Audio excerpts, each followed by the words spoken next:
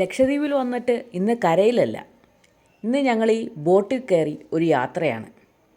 ഞങ്ങൾ കുറച്ച് ആളുകളുണ്ട്. ഇന്ന് ബോട്ട് യാത്ര ആരംഭിച്ചു. ഈ ബോട്ടിനൊരു പ്രത്യേകതയുണ്ട്. ഇത് ഗ്ലാസ് ബോട്ടാണ്. എന്താണെന്നല്ലേ, ഇതുപോലുള്ള ഗ്ലാസ് ഉണ്ട് ഇതിൻ്റെ താഴെ ഭാഗത്തായിട്ട്. കരയിൽ നിന്ന് അതിവേഗം ഞങ്ങളെയും കൊണ്ട് ബോട്ട് പുറപ്പെട്ടു.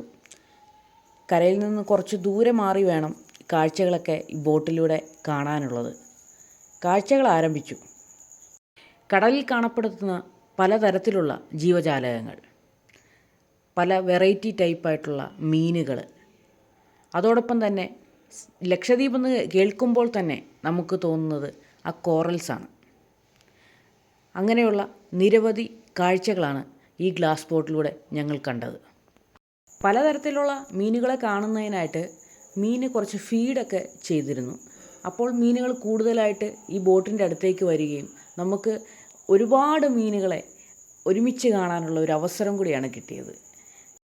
മീനുകളെ ഗ്ലാസ് ബോട്ടിൽ കൂടെ കാണണോ അതോ ബോട്ടിന് വെളിയിലൂടെ നോക്കണോ എന്നുള്ള ഒരു കൺഫ്യൂഷനായിപ്പോയി.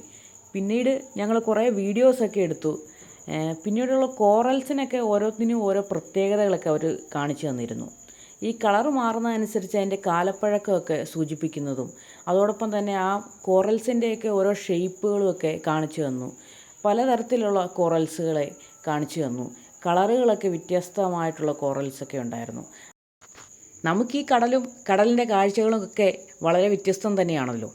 ഞങ്ങൾ ഈ കാഴ്ചകളൊക്കെ കണ്ട് അങ്ങനെ നിന്നു. അപ്പോൾ ദൂരെയായിട്ട് ഒരു ആമയെ കാണുന്നുണ്ട് എന്ന് പറഞ്ഞു.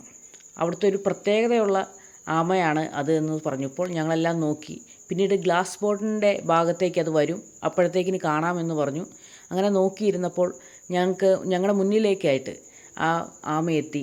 ഇതാണ് അവിടുത്തെ വളരെ പ്രത്യേകതയുള്ള ഒരു ആമ.